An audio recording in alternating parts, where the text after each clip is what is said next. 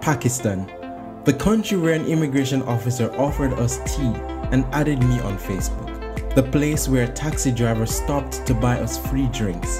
A place where the locals welcome you and are eager to talk to you. Just a few hours in Pakistan and it was clear that all the stereotypes were definitely not true. After visiting more than 50 countries across the world, Pakistanis are probably the most friendly and hospitable people I've ever met. Their love for cricket reminds me so much of Jamaica, and to be honest, cricket is probably the only reason most of them even know about my little country in the West Indies.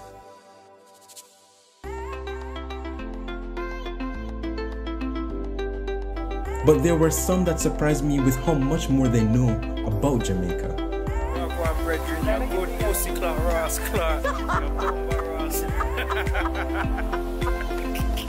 This dude is more Jamaican than I am. Welcome, you're very welcome. There wasn't a moment I didn't feel welcome there. Their readiness to help, their smiles, their commitment to making sure my time there was great, their questions, their gratefulness, their gratitude, their stories, their generosity. I mean, just imagine meeting people on the road and being invited to their homes for fruits. I love Pakistan.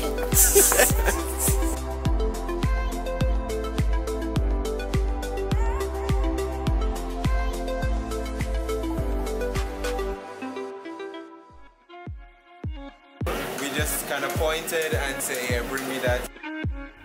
It's not just the people that make this country so amazing. My taste buds also have a few things to say.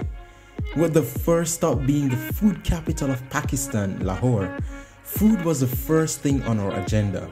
Whether it was street food or eating in some fancy restaurant, there was always a wow moment and sometimes even tears of joy because of the spices. Pakistanis pride in taking care of their visitors, and to my surprise, this even means that they will not let you pay for stuff if they're hosting you. This is definitely why I was able to eat at some of the best restaurants in Lahore and Islamabad. And even the places I found on my own were just as good.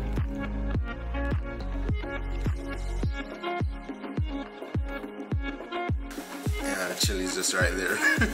It's like super spicy, but it's like tastes awesome.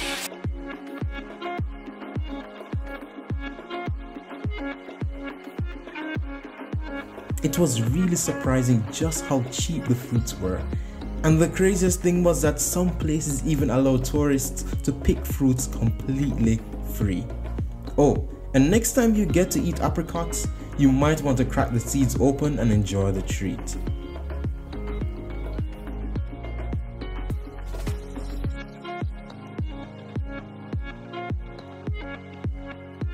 This awesome view of the mountains, like, it's just perfect. I'm a nature lover, and so when I heard about how beautiful the northern areas were, booking a spontaneous flight was the natural thing to do. Just when I thought the trip couldn't get any better, the northern areas of Pakistan showed me otherwise. This place literally took my breath away. The altitude is crazy. I'm out of breath. I woke up to some of the most amazing views of this country's beauty. I just had to see more. Sadly, the place I wanted to see was closed. But one of the fittest and fastest 60-year-olds I've ever met offered to show me some amazing places close by.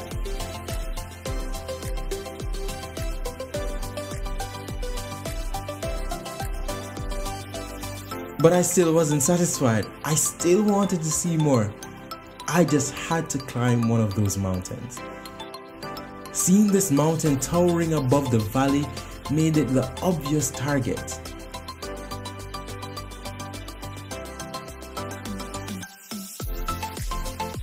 So with my bags packed, I was off to climb Rakaposhi.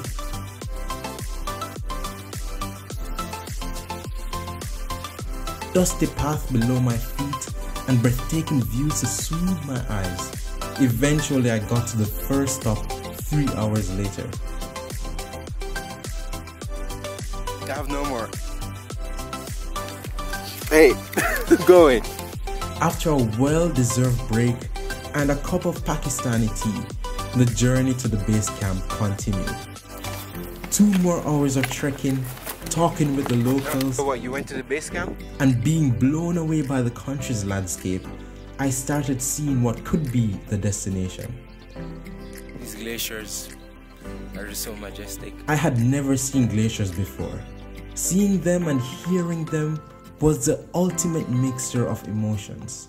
Somehow I don't want to go. I mean, it's just so beautiful here. It's peaceful, it's quiet.